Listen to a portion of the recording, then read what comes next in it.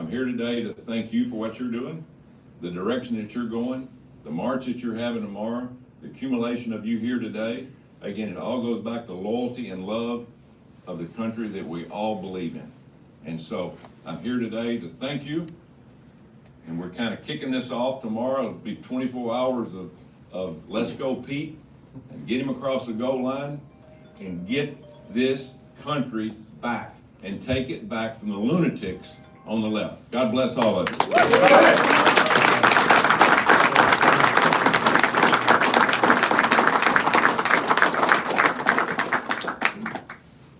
You know, we were graced by Senator Tommy Tuberville.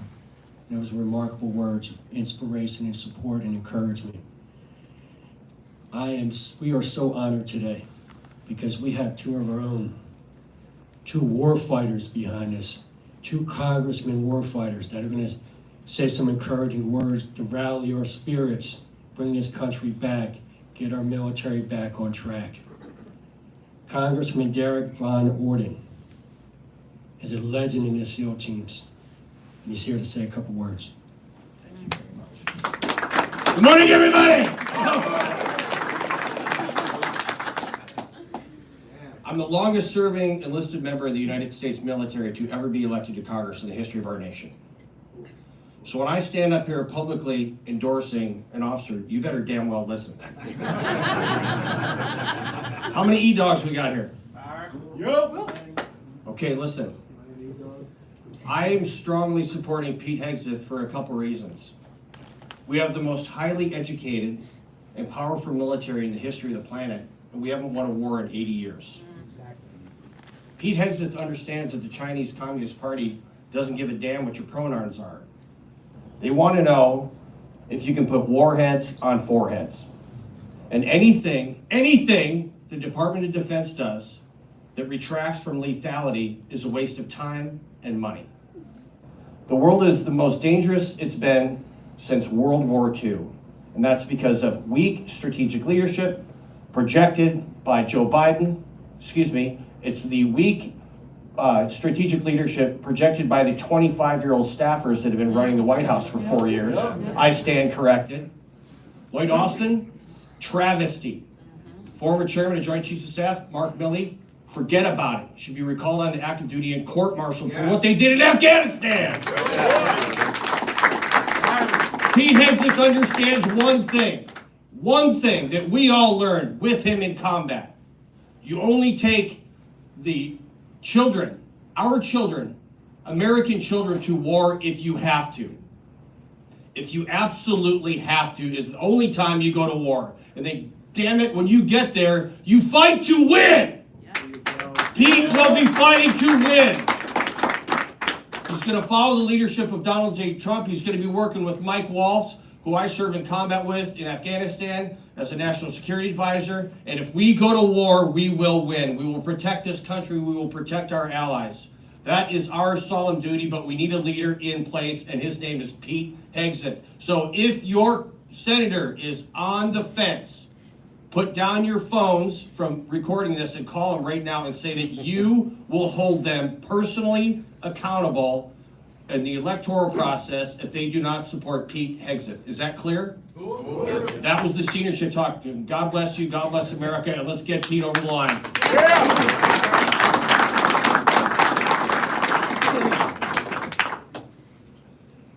If that wasn't inspirational enough. We got a Green Beret, Congressman Keith Self. Well, thank you very much.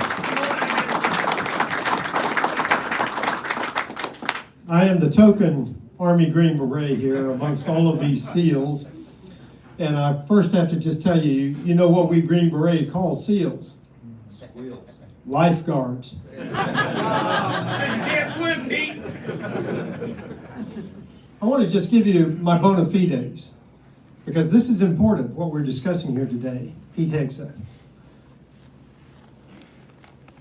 I was in the Army, the active duty Army, for 25 years. I started out in the 82nd Airborne Division, a couple of tours, Army Special Forces, a couple of tours, to include a deep strike, nuclear capable 12-man 18. We were the real deal. But then I had a heavy tour, out of character, I know, with the tanks. But then in the joint world, I served in the J3 in the Pentagon, in the black world. I served in the U.S. European Command, J3. I served in the NATO military headquarters, J5. I served in the U.S. Embassy in Cairo, Egypt.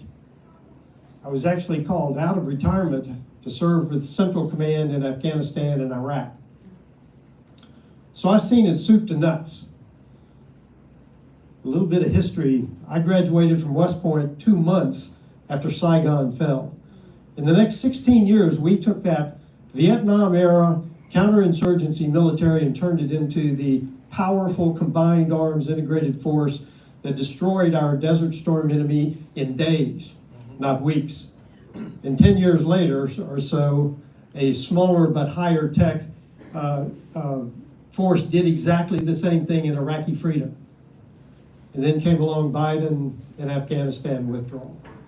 And that's where we are today. I've seen this, I've been through this up and down before. People talk about Pete Hegseth managing DOD. I don't want Pete Hegseth to manage DOD. Trump's got a team behind him that's going to do that. I want a leader at the head of DOD that is going to be a visionary, that's going to lay out the new vision, the new mission, and restore the warrior ethos, the warrior culture to DOD. That's who we need at the head of DOD. I don't want a manager, I want a leader. That is Pete Hegseth. Look, I'm the chairman of the Europe Subcommittee for Foreign Affairs today. I can't do my job if we don't have the most powerful military backing up what I say to our European allies and our European adversaries. It doesn't work unless our military returns to deterrence, which is not only the capability, but the will. Believe you me, Donald Trump brings the will. What we need is the capability and the leadership of DOD. As the senator said, we've got some fine young men and women down at the tactical level.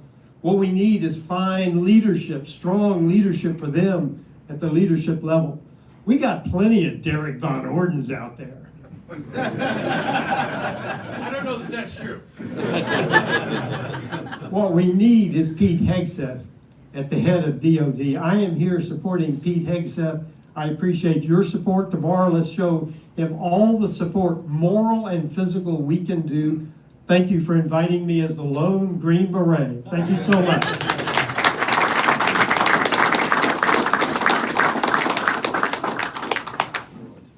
You know, in the SEAL teams, there's no greater love than for your brothers. And one of my greatest brothers is Rob Sweetman. And he's been a leader with the New York City SEAL Swim. With Pete's help, we've raised millions of dollars to help SEALs, Gold Stars, veterans, and their families. Rob has been, you know, we've been rocking and rolling on this, right, rising up for Pete. I want to introduce you to my brother, SEAL Rob Sweetman.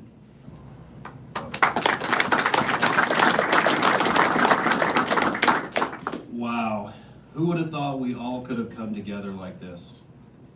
I couldn't be more honored, first of all, to be able to vote for a president that I can believe in, but also an entire team. Isn't it a team that we voted for? Yeah. Have you guys ever seen anything this powerful? And we need it. We absolutely need it right now.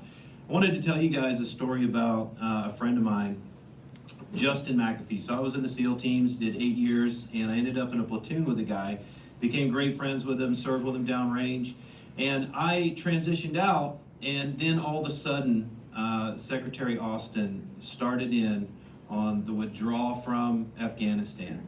People are devastated. And then I'm talking to my buddy Justin, and he tells me his story, that all of a sudden, they're requiring everyone to take this forced jab, that no one really knows what's gonna happen. Now we see some of the negative side effects now, right? But at the time, just listen to us. It doesn't matter that it's not tested. Take the jab and just do as you're told. Well, he stood up for his right to protect his own body in good conscience, thinking that this is the right thing to do. Definitely don't want my kids to have it, that sort of thing. And he was chastised for it. He is now out in the civilian world without a career in the SEAL teams. By the way, the SEAL teams, that's the best job you can possibly have in the military. And his career is gone. There's 8,000 service members, their careers are gone because of the decisions that Secretary Austin made in 2021. It's absolutely unacceptable what we did in Afghanistan, what we forced our service members to do. And by the way, what's going on at the border right now? I live in San Diego, I get it, right? But how can you just let anybody into the border? How can we say that our country is secure if we don't know who's coming across the border? This is an absolute travesty. We need the DOD to step up. We need the Pentagon to look at who is our threats coming across the border as well as broadly, and who's going to do that? It's not going to be Austin. We need Pete Hegseth. We need him tomorrow to stand up tall against these people who are going to ask him a bunch of crazy questions. We've already seen the smear campaign. None of this is real. Pete's a good dude. We know him personally. And we've been out there. Bill and I, we've been on the swim with him. The guy will never give up. He's a patriot. He's went downrange. He's done the right things. And he's got my vote. Thank you.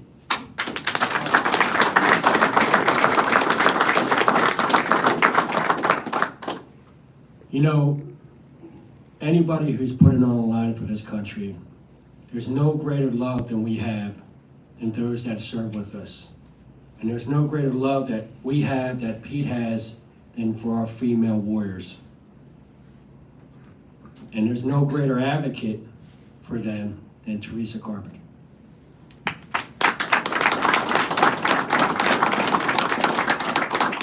Hello everybody, I'm Teresa Carpenter. I am actually an active duty naval officer. I'm prior enlisted.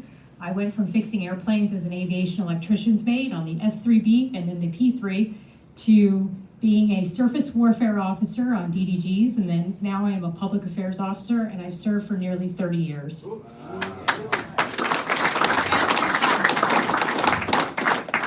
I've never done advocacy on this level before. I was an animal advocate before for commercial breeding operations, but this cause caused me to take a stand. When I saw the direction that the military was going, when I saw that we were not prioritizing merit at the expense of DEI, I knew it was my time to take a stand. And that is what I'm doing today.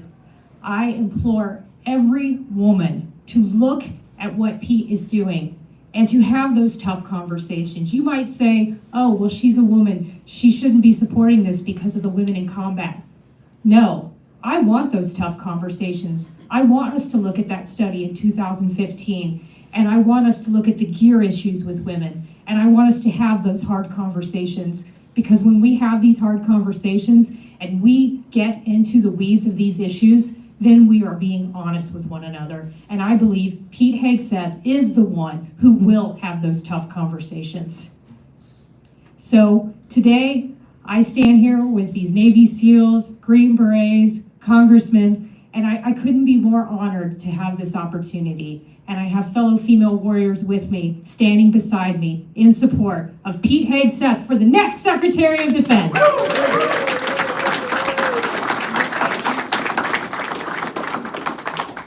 Now, you know, there's really no better example to really get the wet sweat on somebody than talking to somebody who served with them or has been around them, unless it's my ex-wife.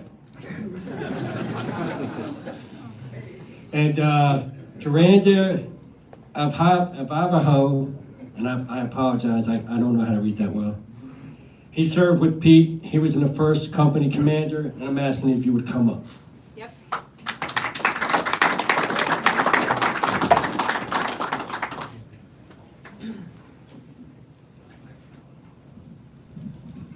So to my fellow Special Forces representative, the Navy SEALs, what else are we missing here on our Special Ops? Anybody else? Oh, Rangers lead the way. Aviation leads the way. Right. My name is Captain Jurandir Araujo Jr., Captain J. Araujo for short. I was a Charlie Company, 2nd of the 113th Infantry Company Commander back in 2003 to 2005. I had the distinct honor and privilege to be there present to see at that time, Second Lieutenant Hegseth received his commission at Princeton. I saw him pin on his bars, and I saw something special in him immediately.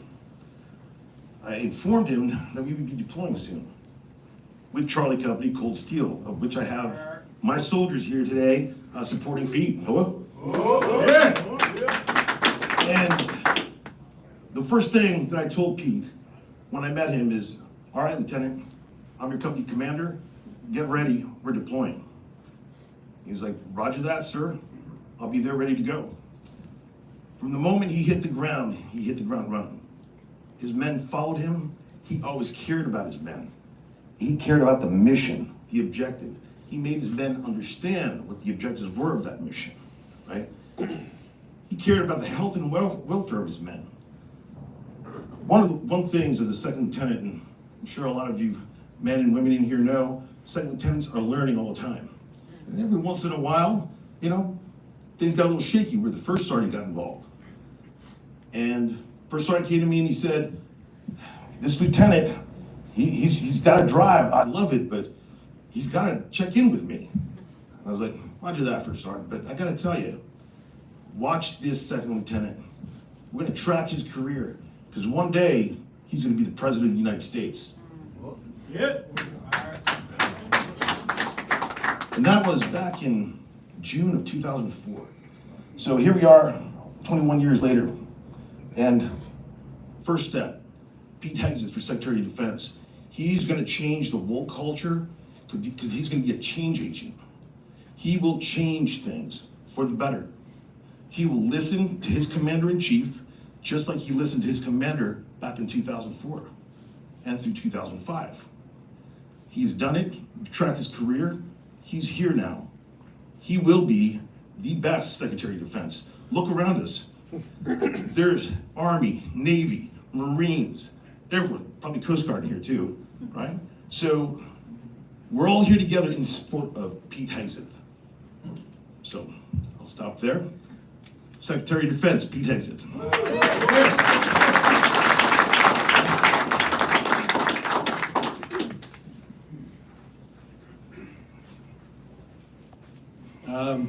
So Pete had the courage to jump in the dirtiest river in the country with a bunch of SEALs. And the second year was Mayor de Blasio was hating on us. He didn't want us to do it during COVID, but we didn't listen to him. But we got word, we had the FBI counterintelligence agent task force in both sides of the river, NYPD, PABD, NJSPD looking out for us. But we got word back that Antifa thought they were going to stop the flag run with 200 Navy SEALs. So I had a couple of my buddies, I said, hey, I want you guys to do PSD on Pete. We can't have anything happen to him. So I'm going to have those guys come up and speak. Kenny and Mitch, come on up.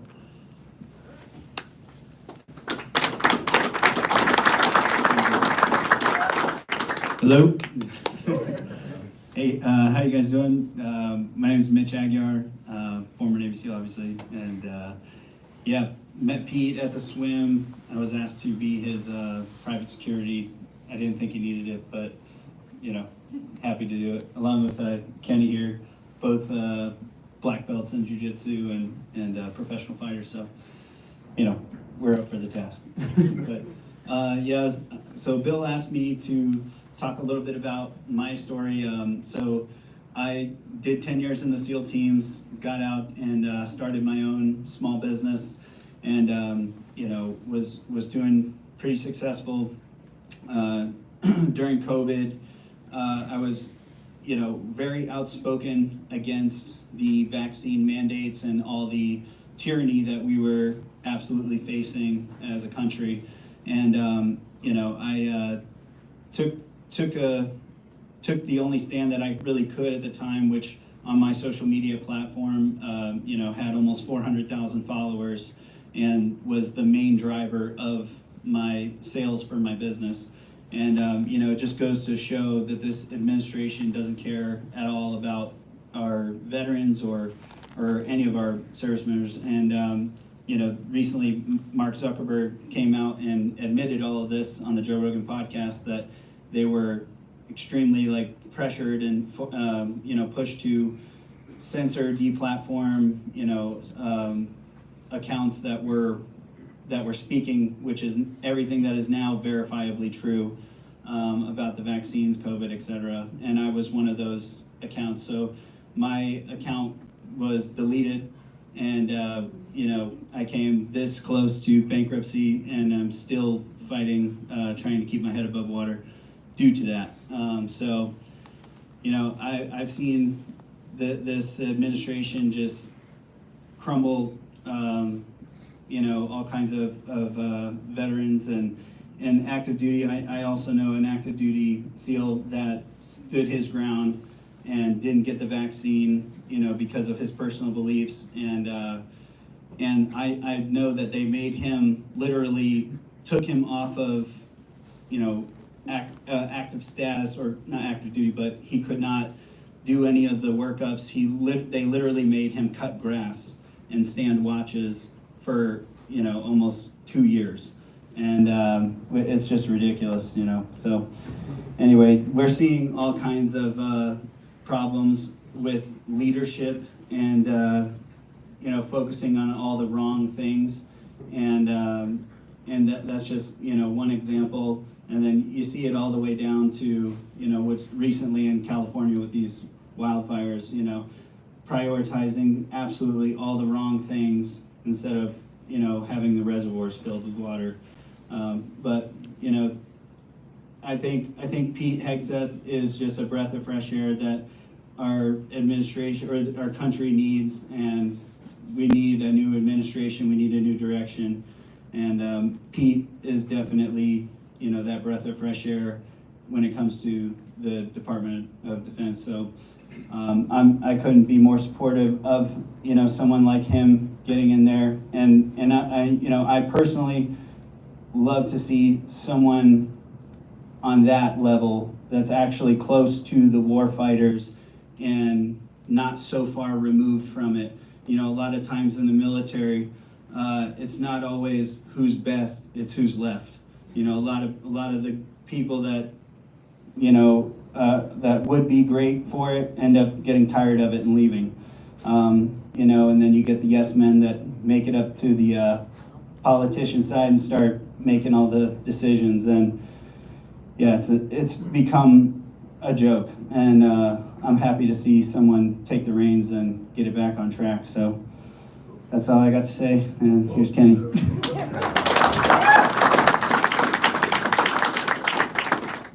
Hello, everybody. This is the token Green Beret, and I'm the token black guy. You gotta have one in every single movie. That being said, it's a huge honor for me to be here today amongst America's finest. Not just the warriors, but the people that the warriors fight for. So I appreciate and give a huge thanks for you that enable us and empower us to be here. I have 2 words. First, let me say this. I'm Kenny Bigby, former Navy SEAL. I'm the 32nd African American Navy SEAL in all of history. Yeah.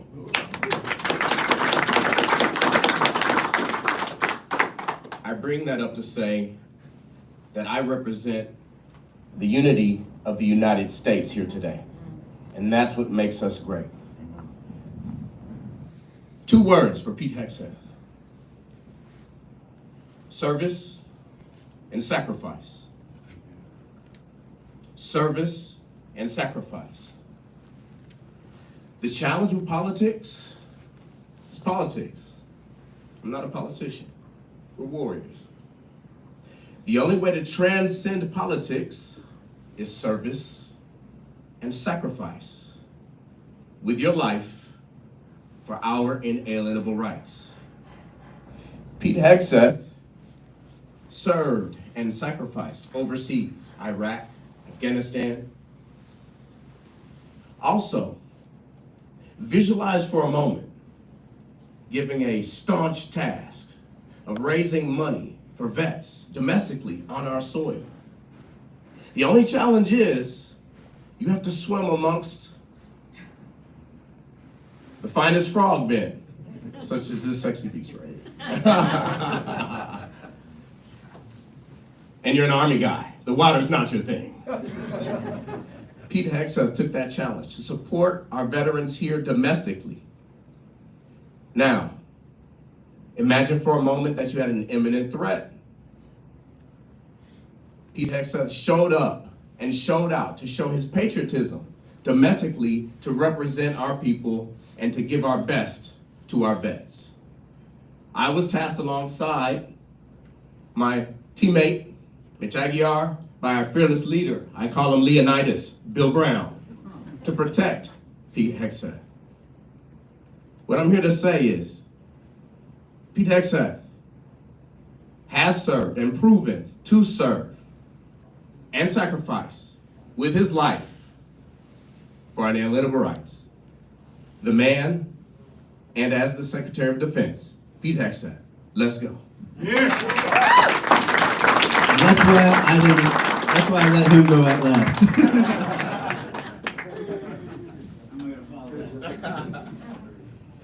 You know, these are war fighters.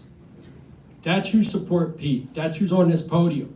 These are men and women who put it on the line for our country. And they're telling you the way it is. If you have over 100 SEALs that are going to come to Washington, D.C., you should pay attention to what we're saying. Now, I look at some of the absolute failures of leadership in the Pentagon. I can go, oh, you're going to give trillions of dollars of military gear to our enemies. Like, there should be a congressional investigation to everyone who had decision-making authority on that. You go, okay, we have multiple terrorist organizations across the planet. We have almost like a Cold War mentality with China. And to sophisticated and dangerous capabilities of portable weapon systems, you're going to leave the border wide open. Now, it doesn't take an intellectual in the Pentagon to realize that's a problem. There's not the CIA, NSA, FBI, no one can say what I'm telling you now is a lie. That was a huge national security threat. And then you can go, okay, look, you don't properly vet people, you're going to have small symptoms like what you had in New York City where someone gets burned alive. But we're talking about massive horror that could happen to any city in this nation. Huge national security risk. All the men and women who came to this podium had courage. Leadership in the Pentagon did not have courage to say, hey, we have a national security threat, we need to close that border. They failed. Pete has the courage to stand up. You could say, look, what about a Chinese spy balloon? Overtly gathering intelligence over sensitive military installations. It doesn't take a genius in the Pentagon to realize, hey, what type of message are you sending? Here's the truth. Biden and his administration, it really wasn't Biden making any decisions. It was Obama's inner circle making the decisions. They were so compromised that they couldn't even put down that Chinese spy balloon. Leadership in the Pentagon failed us again. Now here's something that's real important. Now, one of the reasons why we finished the New York City SEALs from at the World Trade Center, because a lot of guys like myself were SEALs on 9/11, and it changed our lives. And a lot of times I have family members who lost their loved ones on 9/11 come speak, or leadership on 9/11 come speak. And it helps us with the healing process and understand to see the other side why we went downrange. And it's very good for the SEAL community. I was on Fox News yesterday, and some family members reached out to me that lost their loved ones on 9/11. And they said, hey, no one's listening to us. They said, no one's listening to us. They said, we can't believe Sheikh Mohammed killed 2,976 people and they're going to let that son of a bitch live. Every second he breathes is a fucking insult. I have them coming crying to me, begging me to say something. I had one family member tell me they were in court. They broke court so soldiers would come bring out the prayer rugs, watch Sheikh Mohammed and his co-counsel pray. Now you imagine you lost your loved ones on 9/11 and you have to endure that. That's like a Greek tragedy. So one of the things I wanted to do today is I wanted to have two leaders in 9/11 speak. And I want you to share their concerns. They lost friends and loved ones on 9/11 and how they feel about the Pentagon's failed leadership to let Sheikh Mohammed get a plea deal where he doesn't get the death penalty. Because that's one of the greatest insults the people of New York and this country have ever faced. Tim Brown was a supervisor in FDNY during 9/11, and John Ryan was a supervisor with the Port Authority PD. Gentlemen, can you please come to the podium?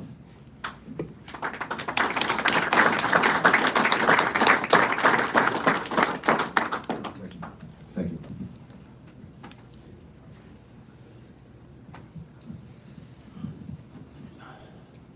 So, on 9/11, like a lot of people, I responded to the Trade Center to help and rescue people.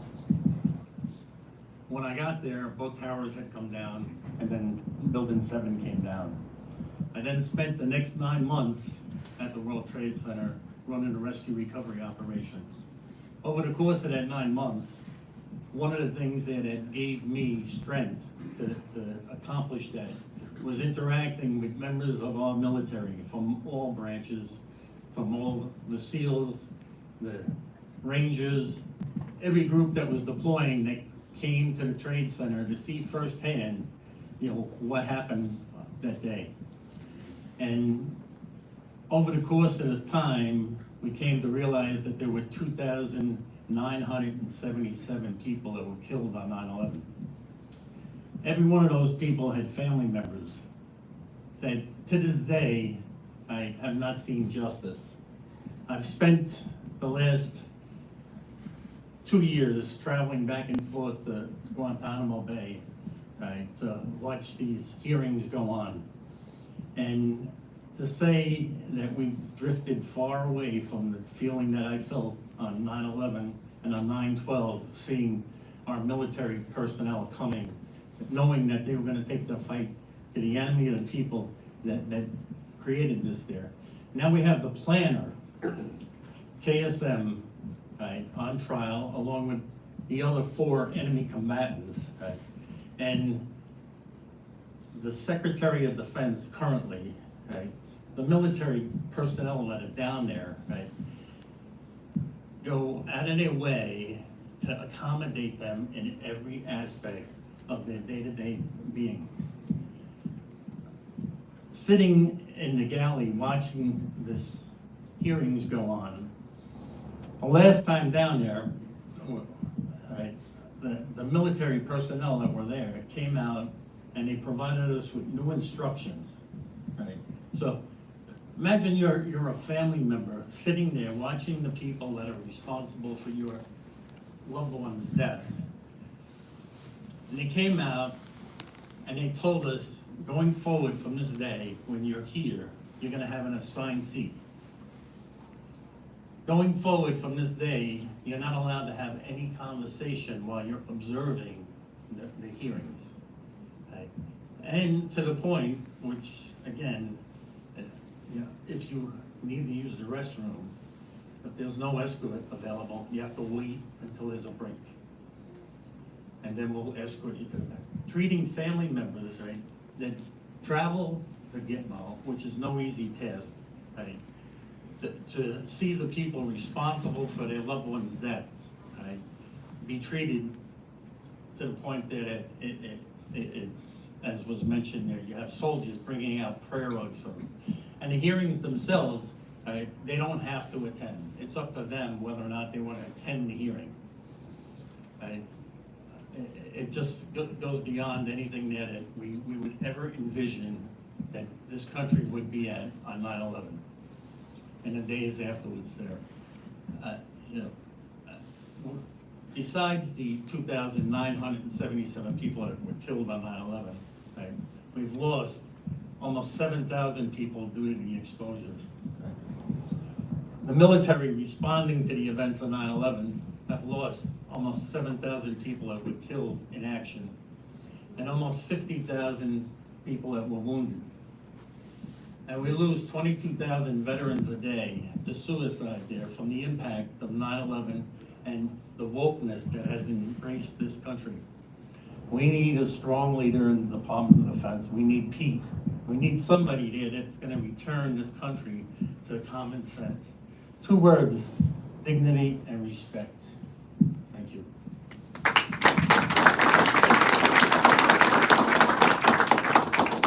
Good afternoon, I'm Tim Brown, and FDNY for 20 years. On 9/11, my office was 7 World Trade Center working for the mayor.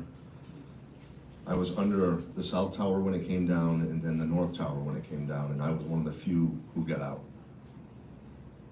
I am honored to be in a room with these volunteer warriors who all went to war for me, for John, for the 9/11 families, to serve proper justice for what these radical Islamist Al-Qaeda terrorists did to New York, Washington, Shanksville, and to America. Now, 23 years later, we're still trying to figure out what to do with the planning group that planned 9/11.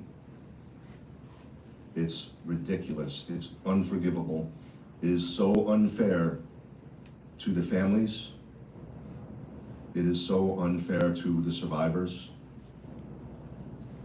and we need to fix this. We need someone that pays attention to it. Obviously, the current secretary was not paying attention because he was overseas, and he had to rush back when he found out about it. This is unforgivable. Out of the 2,977 murdered on 9/11, 343 firefighters, 37 Port Authority police officers, 23 NYPD police officers were murdered by radical Al-Qaeda Islamist terrorists. We can never forget that. We need to project peace through strength so this never happens to us again, anywhere in America.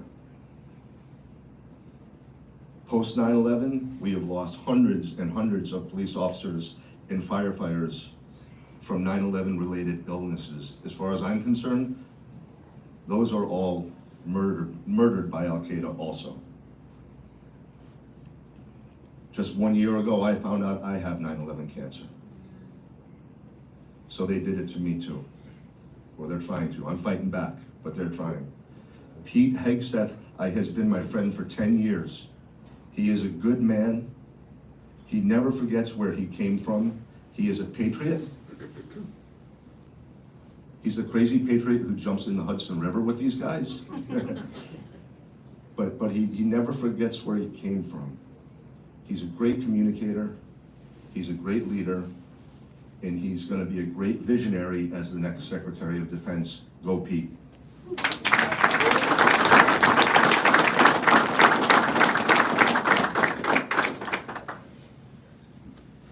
Gentlemen, I can't thank you enough for being a voice for all those families. I can't tell you how many phone calls I've gotten this week. I promised them I'd do everything I can to make their voices be heard, and you guys help me. You know, I want to talk about our female warriors and how much we love them, how much Pete loves them. And I want Jessica to come up, Quesadilla, a Marine Corps veteran, and she'll tell you her story.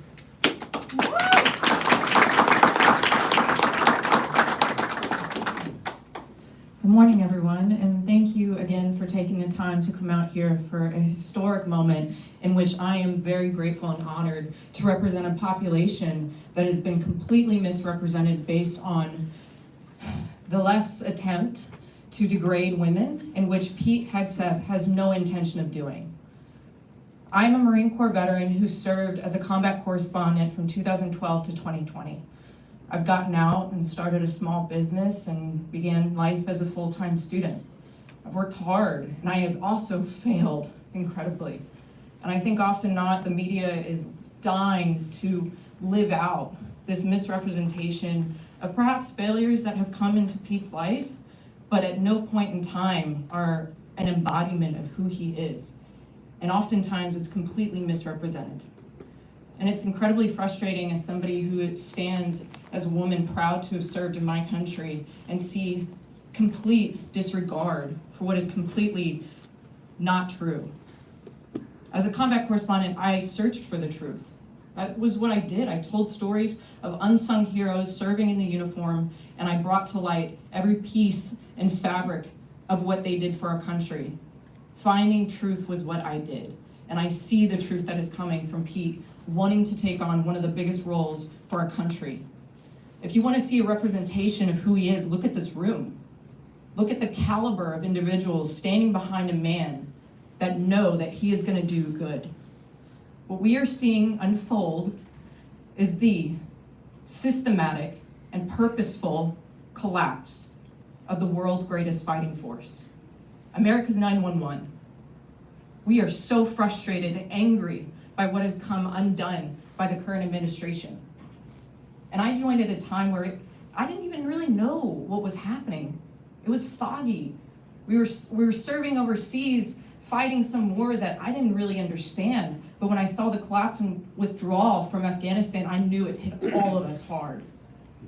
Even if we never deployed, we sat at our duty stations, we sat in our houses in tears, recognizing that it was our own government that had failed. I'm a woman, I'm a Marine Corps veteran who is in support of a man that is going to represent every single person in the uniform, regardless of their gender, regardless of their color, regardless of the DEI woke intent to utilize something that will completely dismantle who we are as a fighting force. The term lethality has been used today, and that should be the centerpiece for how we move forward in establishing a government and a Department of Defense that's going to fight for what is right for our country. I'm so honored and grateful to be here to be a representation of the ladies that support him. And we will continue to support him and raise our hands knowing that this is the right decision that America needs to make. Thank you.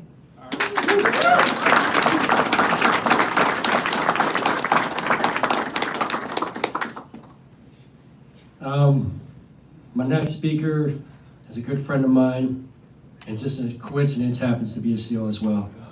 Kaz Ors.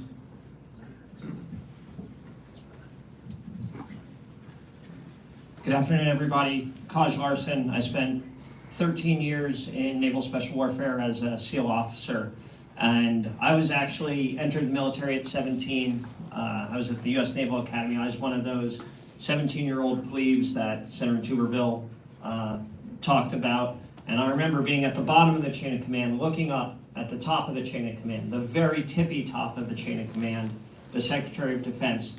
And I am living proof that whoever sits in that position has profound influence on people all the way up through the chain of command. Culture is set at the very top. And I'm convinced through my friendship with Pete Hegseth that he is the right man to set the culture within the Department of Defense to renew a focus on warfighting and lethality. I could give you all of the reasons that I think that's true. I could talk about Pete's courage. I could talk about how we're at an inflection point in conflict and a transformational change in warfare as warfare is evolving and changing around the world. I could talk about how we're at one of the most volatile periods in history. There's more conflict on the African continent. My SEAL brothers to the left and right of me know that I ended my career at Special Operations Command Africa. There's more conflict on the African continent right now than in any other time in modern history. So there's all of these emerging threats out there. There's all of these emerging technologies that we have to know how to harness. There's an information battle space that's happening that I could argue nobody is better, understands that better than Pete Hegseth to help lead the way in this new fight and this emerging threat environment. But what I want to say, the most important thing that I can convey is that the very first principle, the fundamental job of the Secretary of Defense is to convince our fighting men and women to go out and kill the enemy at the risk of being killed themselves. And that is a fundamentally difficult thing to do. And I would give you, as proof, look at this unprecedented event that you're witnessing. The military is inherently non-political. When we were out kicking doors in Iraq and Afghanistan, we didn't ask if the person to the left or the right of us in the stack in front or behind of us was a Republican or a Democrat. We didn't care. We cared about mission, which is actually Pete's focus, mission, right? So for hundreds of veterans, especially hundreds of special operations veterans, to do an unprecedented thing, to come to Washington in support of a potential Secretary of Defense is the most telling thing you could see. We haven't seen anything like this injected into the political process in a very long time. In fact, I would argue that it's unprecedented. So please do not discount or take for granted the idea that you have the men and the women who fought the wars of the last 2 decades here to endorse the new Secretary of Defense. That is the greatest evidence that he is the greatest potential leader for us in the conflicts of the future. Thank you.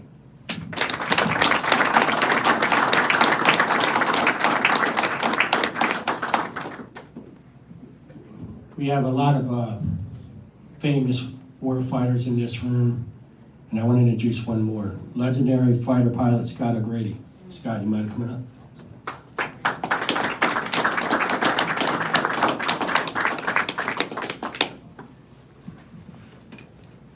Doesn't always pay to be my friend because Scott didn't know he's coming up. I'll be really brief. I'm Scott O'Grady. I'm an Air Force veteran. So we have all service branches here supporting Pete, combat veterans from the last couple of decades. And it's enough. We're done. The political leadership in this country has failed us.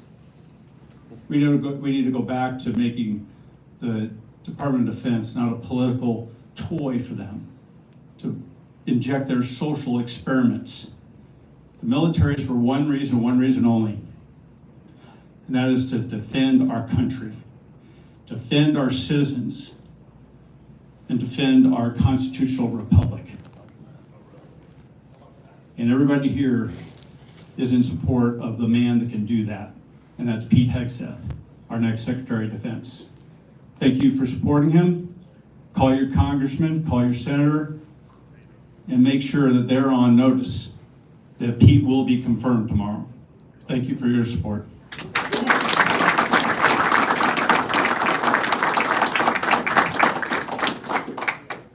The next speaker's in for a surprise too. Jeff Gumbs is SEAL. He's been a partner of mine and a leader in the New York City SEAL Swim since day one. Together we've raised millions of dollars to help SEALs, veterans, and Gold Stars. Honored to have you, Jeff.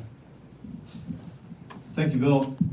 It's an honor to be here, standing among my brothers. I did 10 years in the SEAL team, served with many of them, and then got to meet many more doing the swims and come together for all the different challenges and things we have. We've all seen Pete has had a lot of opposition come against him as well.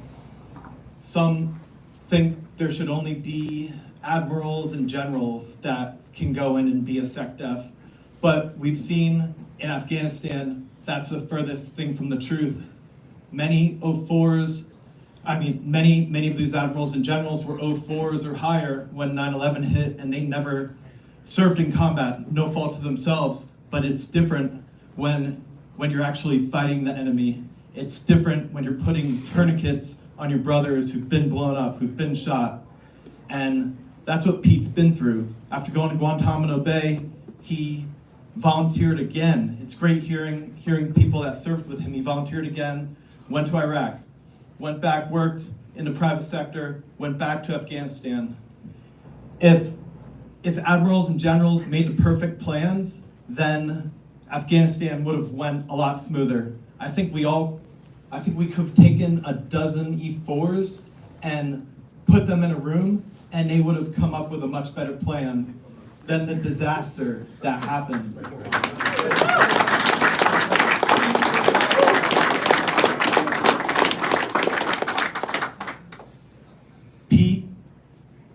served as a second lieutenant and first lieutenant, got to see it all firsthand. It's hearing all the people that he's on his way with this amazing role. And he's gonna start by fixing our military. He's gonna start all the military is coming together already. This has never happened before. The Navy, the Army, the Air Force, the Marines, all coming together. And it's gonna be powerful. All the DEI and all forcing women to go to SEAL training and go to Ranger school and all these things. Do we have women in the NFL and in the Super? Are we like, you know how I can make this better? If we put a woman at quarterback and have them get tackled by a 300-pound man, it doesn't make sense. Just like that doesn't make sense. They've done the studies and it showed that a mixed platoon did not perform as well as an all-male platoon. There is just a difference. The left has trouble seeing the difference. They're putting people who are born as men into boxing rings with women. It is not the right thing to do. Pete is against that. He's against all these horrible things that only weaken our military. So with that, this is what we need. We need that big, hard reset. And Pete not only has the military background, but his communication background, his charisma, swimming with him in the Hudson River, seeing how brave and tough he is to jump in and do that with us when he hadn't even swam with fins before.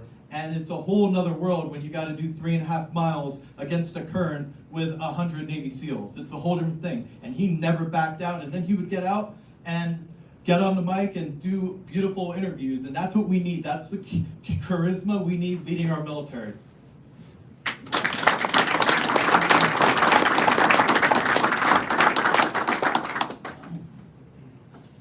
So we have a legend in the room, and he's going to close it up for us.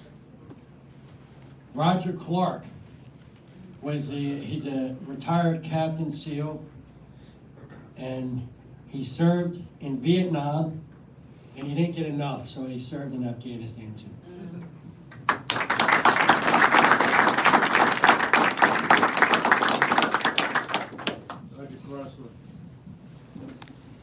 I was recalled December 7th, 2001. Naval officer, December 7th. This is a day you never say no. It's Pearl Harbor Day. National security comes before everything.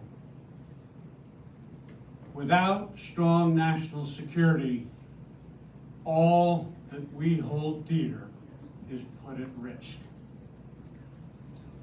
I've been concerned with the intense attempt to neuter our armed forces over the last several years,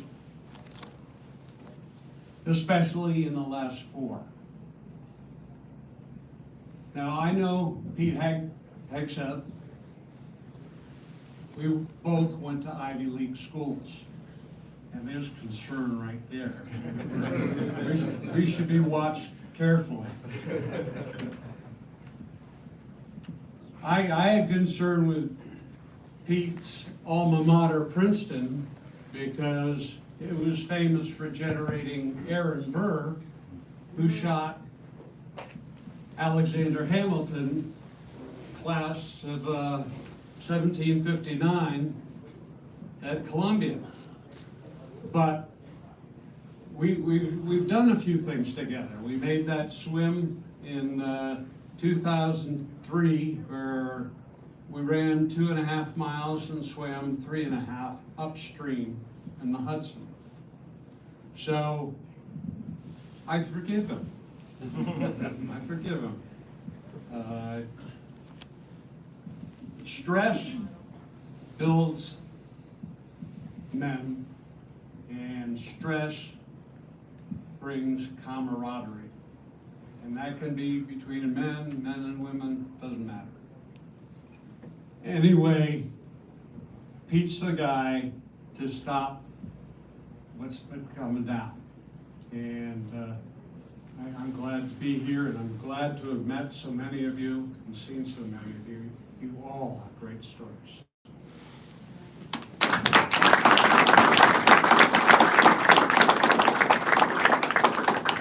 Hey, there's another gentleman here that served with Pete. I'd like to come up and talk. Thought he has a powerful story, and I apologize. I can't read or speak. Chris Sonaskis.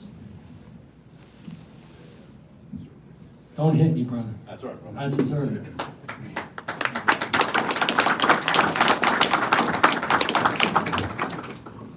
I'm Chris Chernowskis. I didn't serve in the unit with Pete, but I served when Pete did. When I was talking to Bill, I told him about the future. A lot of the great veterans here, men and women, have served in the past.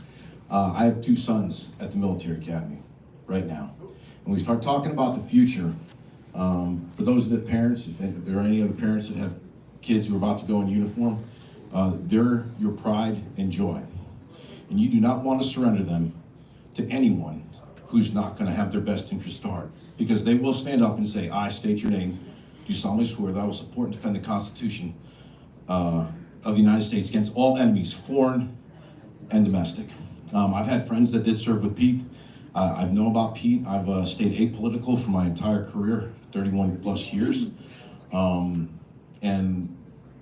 enough. And I pray that Pete gets confirmed tomorrow.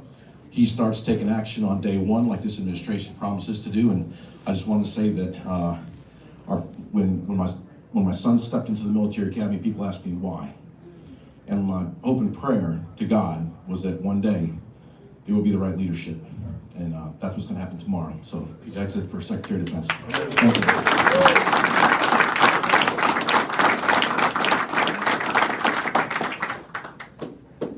Karen Vaughn, are you here? Is Karen Vaughn in the room? I guess she's not in the room. She was calling me earlier, said she was en route. I guess she got caught up. She was coming from Arlington.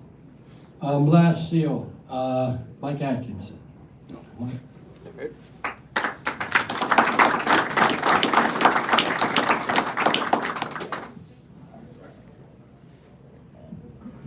Kind of a surprise. I've been following this for quite some time. It's a shame that Pete has been pilloried the way he has when he's been so articulate in so many ways across so many forms of media, and most particularly with books. I mean, you can't judge a book by the cover, but you can judge a man by his book.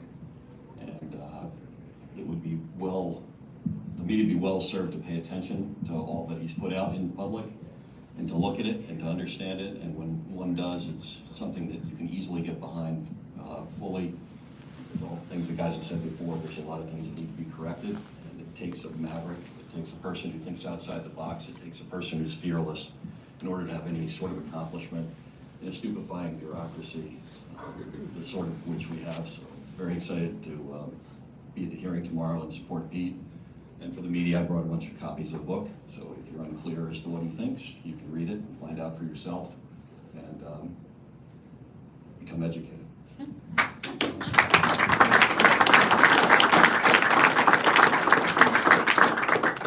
All right, guys, so I want to give the debrief for tomorrow.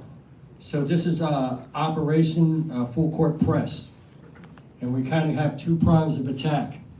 The first prong of attack is going to be, and everybody that has hotel rooms, I want you to be on that first prong of attack, if at all possible. Unfortunately, that means getting up very early. Influence is directly correlated to proximity. So what the plan of action is we want to staff that conference room, the Dickerson Senate office building, with as many veterans as possible. Now, I got some type of intel out there that some non-supporters of Pete might be trying to do the same. So in the teams, we're all about being there first. And that's what my plan of action here is. I want to be on target first. I'm going to have a bus at the what's that other hotel, Clark Plaza? State Plaza. State Plaza at 3:30 a.m. waiting for you there. If you're going into the hearing room, I want you to suit and tie if possible. All right, not a tie, a suit. We want to present a professional image. But we got these hats. I don't know if you're going to be able to wear them. My buddy brought some really cool shirts. sweatshirts for the guys on the march. But 3:30 a.m., be out there, right out by the lobby, get picked up on that bus. Then the crew here, be here at about 4 a.m., be out here at the lobby, the bus will pick you up. Now, security, because of January the 6th event, security around the Capitol grounds is pretty strict. And it's gonna be cold out there. And because we're gonna get early, my ideal plan is this. I have the bus and it waits right outside that Senate building, because the doors don't open at 7, but I want us to be there first, in case you gotta get out and line up against the door. Now, what will likely happen is, because of security measures, I'm gonna reach out to Forensic Capitol Police, but it's likely they're not gonna let the bus through. And not have the bus literally parked right outside that building. If that's the case, you're gonna have to depart the bus and walk up. I'm gonna be with you guys there, because Rob's gonna be the lead SEAL in that contingent, but I'm gonna be there. And the overflow, because I imagine, if my numbers are right, because I have 60 block rooms, and a lot of guys are showing up who have their own rooms. And I have 40 of those rooms are double bedded. So we should be able to overpack that room and have overflow. If that's the case and we have overflow, which I believe we will, I'm gonna lead that contingent back to where my second prong of attack. And my second prong of attack is at the Vietnam Memorial Wall. And there, it's gonna be different. In the Capitol building, remember, we're gonna hold Martin Luther King's example and hold the moral high ground. Because there are gonna be cameras on you all over the place. NBC reached out to me, and I just wanna make sure that the right image gets across.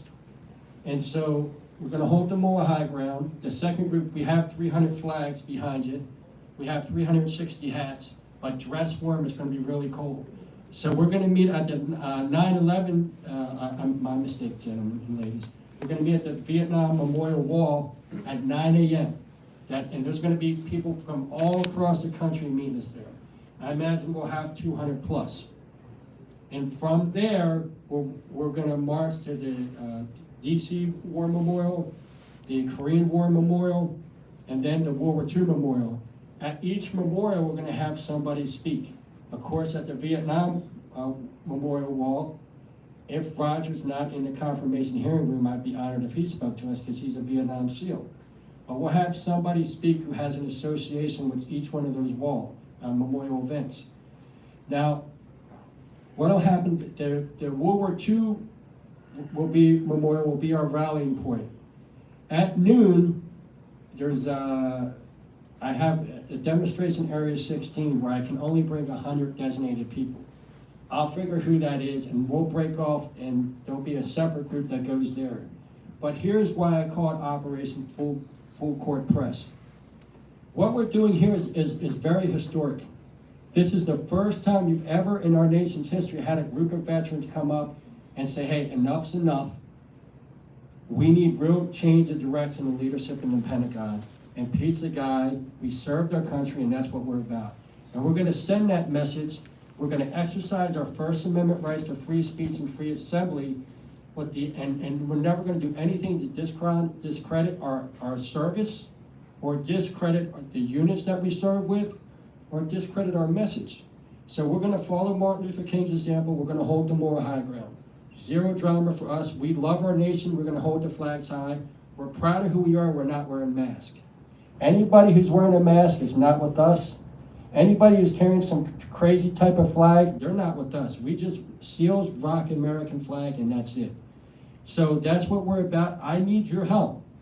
I need your help on social media to spread the word. I want as many Americans that love our country, and many veterans that are concerned about what's going on, to meet us at the Vietnam Memorial Wall at 9 a.m. And together, we're gonna send a message.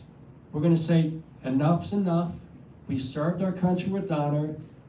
The military's failed us, and they gave trillions of dollars of military equipment to our enemies, And you think about that, all those Afghanistan, when I was in Iraq, women voted there for the first time in 2004, 2005. And the way they withdrew and the power vacuum, and I saw how ISIS came in there and that horror, it broke my heart. And I saw what happened in Afghanistan, and all those Afghanistans who risked their lives for a better life supported us. The way we withdrew, our weapons now are used to hunt them down, torture them, and kill them. That's the fact. That's horrible. Right now, our government gives the Taliban jihadists intent on destroying our way of life millions of dollars. Enough's enough. That's what we're speaking up for. And we're going to do it the right way. And I need your help. I need you guys to push that out on social media. Let's get everyone we can at the Vietnam Memorial Wall tomorrow at 9 a.m. Let's send a message that nobody can deny. What happened in this room here is historic. This has never happened in our nation's capital before, never.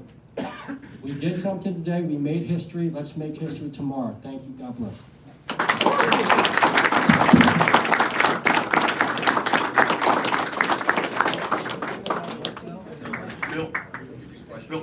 Are you guys taking questions? Yes, ma'am. All right, thanks. Tara Kopp, Associated Press. We've heard a lot today about what you guys don't like about what you've seen in past leadership, but we have not heard a lot of specifics from Hegseth himself on what his ideas are going forward. Have you all, and are there specific things you could do? And then secondly, we have read the books and we have read Pete Hegseth's own words. And there's one line in particular calling Chairman Brown a so-called leader and saying that 17% of all black officers in the Air Force are promoted simply because of how they look and not because of how they lead. If he is going to lead this next force, does he owe those black warfighters an explanation and further context for his thoughts? So number one, you're taking things out of context.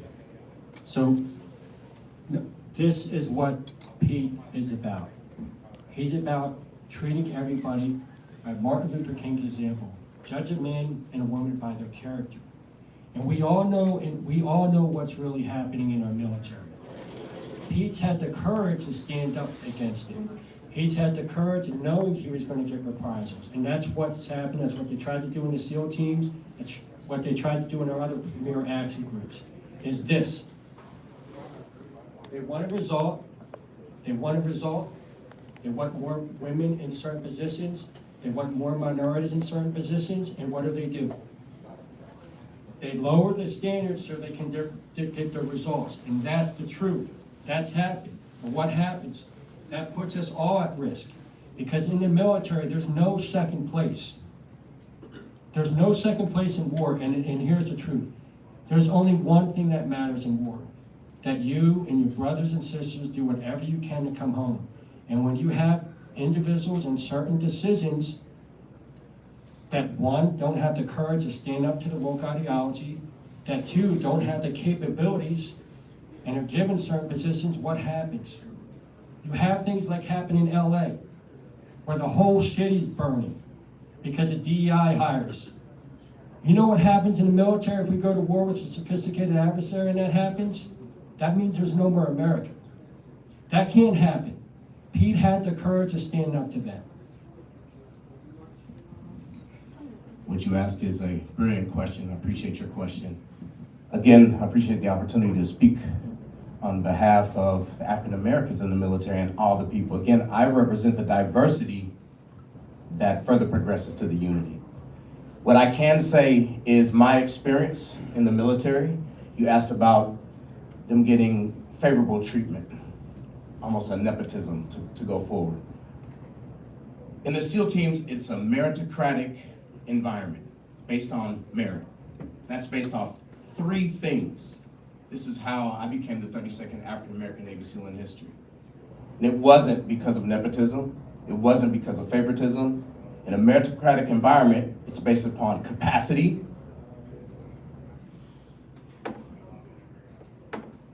and contribution.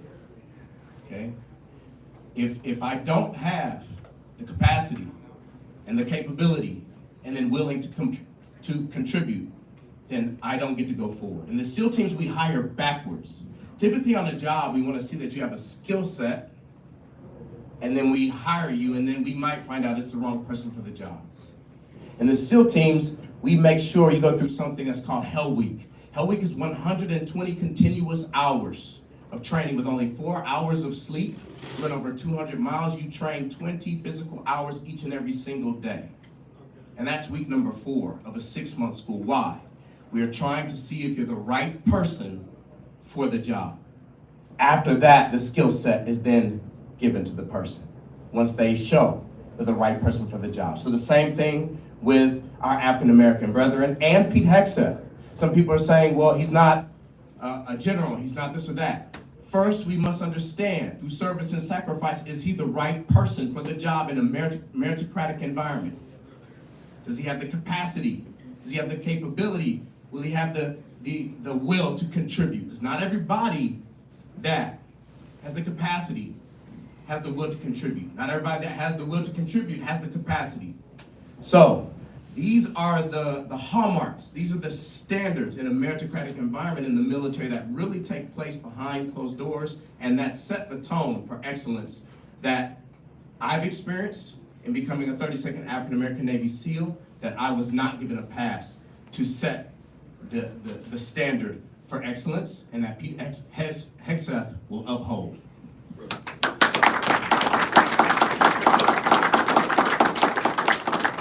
Yes, ma'am. There were some comments today about supporting Hegseth's past comments about not having women in combat roles. Are people here in this group supportive of taking women out of combat roles in the military? Well, again, that's taken out of context. So Pete has the same feelings I have.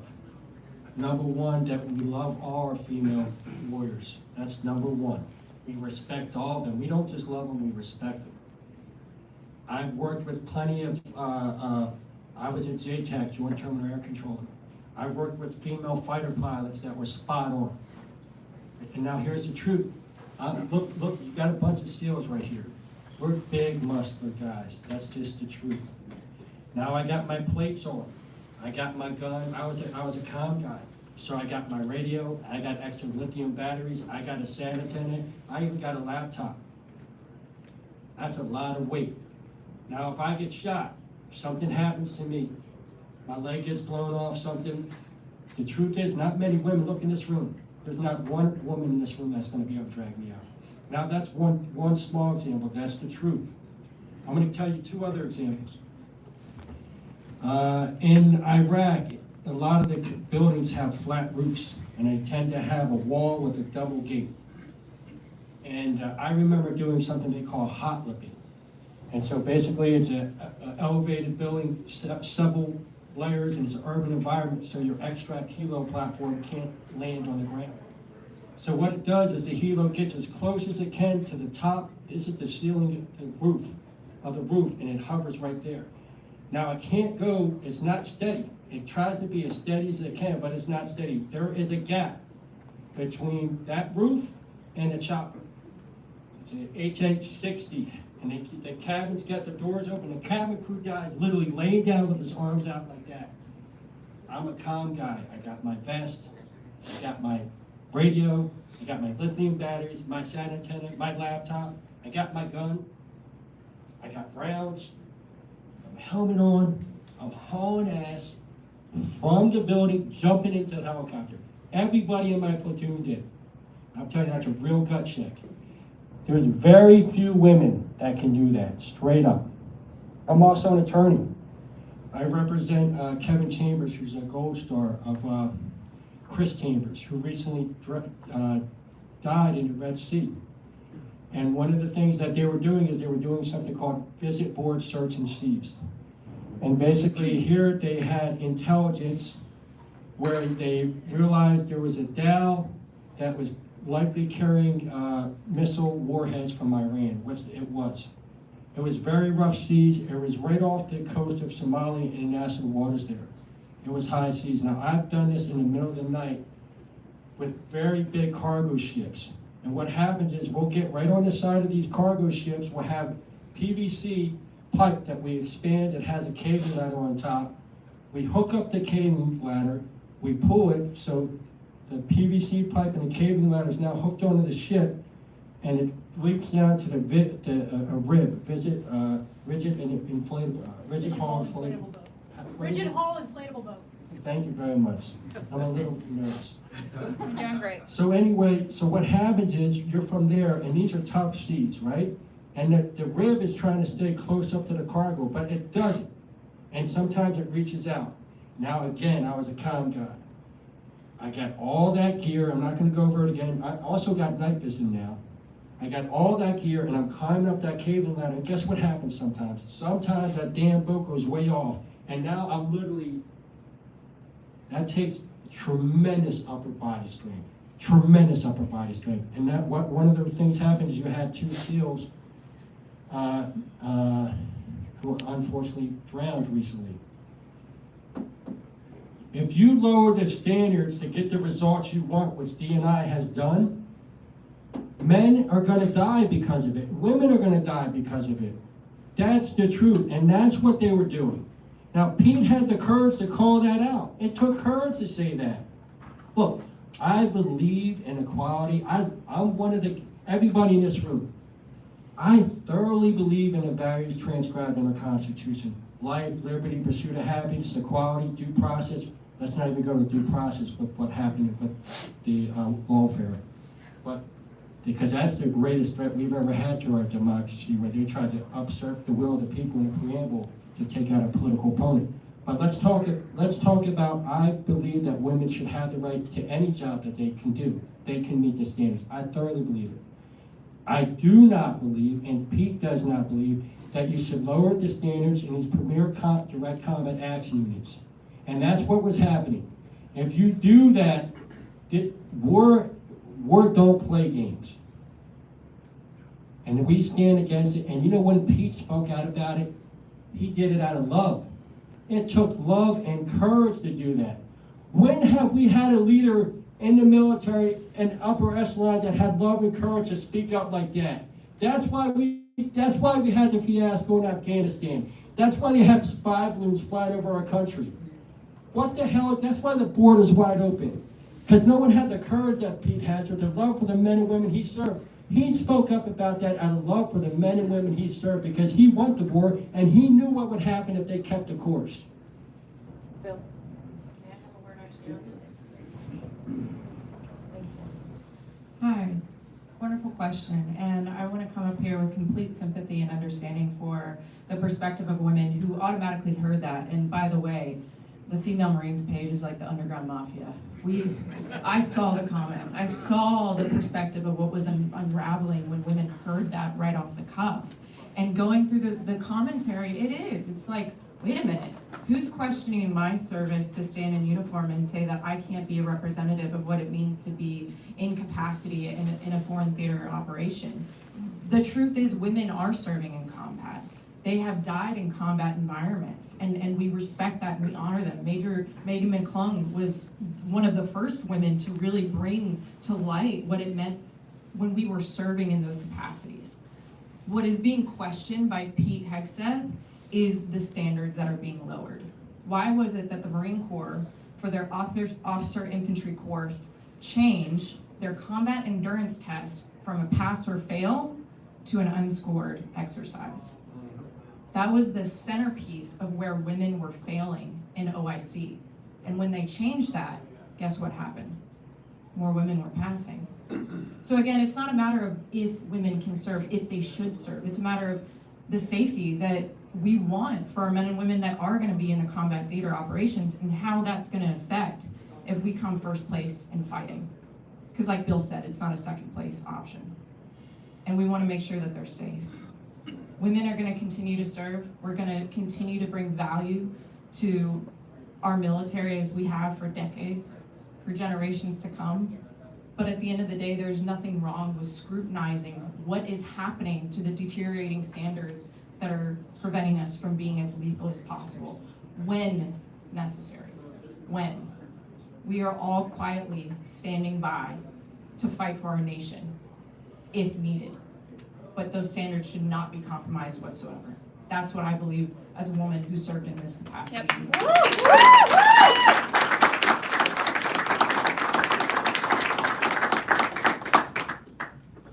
Last note, and the token black guy will be quiet after this. I used the word meritocratic before. Another word for meritocratic is a performance-based environment. A meritocratic environment transcends. The reason why it's so important is because it transcends race, it transcends color, it transcends creed. It is a superfluous environment.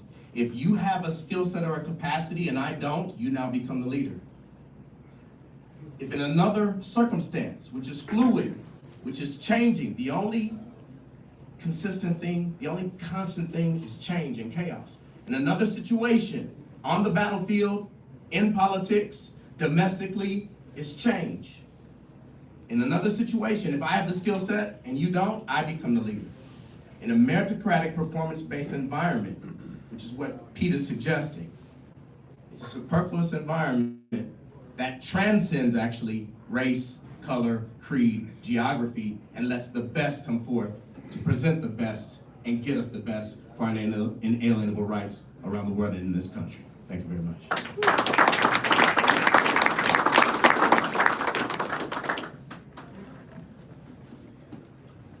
Any more questions? Billy, can I say something? I'm single. What do you say? He's single. What's up, Doc? Go ahead, brother. Hi, folks. Terrell Flynn, Doc Flynn, whatever, 22 years in the teams. The first year we did this swim, in 2019, incredible thing. But the thing that I was very amazed with is the one Army guy we had out of the 31 swimmers that day. So the one thing I'll never forget about Pete is the first time I'm meeting him, of course, and this, that, and the other, and you know, he's an Army guy, so I figured I'd keep an eye on him or whatever, but he was always the first one in the water. All 3 times we did the 3 mile different legs, and he was always the first one in the water, so I mean, I'm saying to myself, holy shit, that takes courage, it takes leadership, and I want to party with this guy. Yeah, Pete is, I'll never forget it, very, very courageous and very, you know, he's got incredible leadership and friendship, what do you call that? Personality traits or whatever, so, go Pete. Go Pete. Ladies and gentlemen, I think that's a wrap, unless you want my number. Thank you, guys.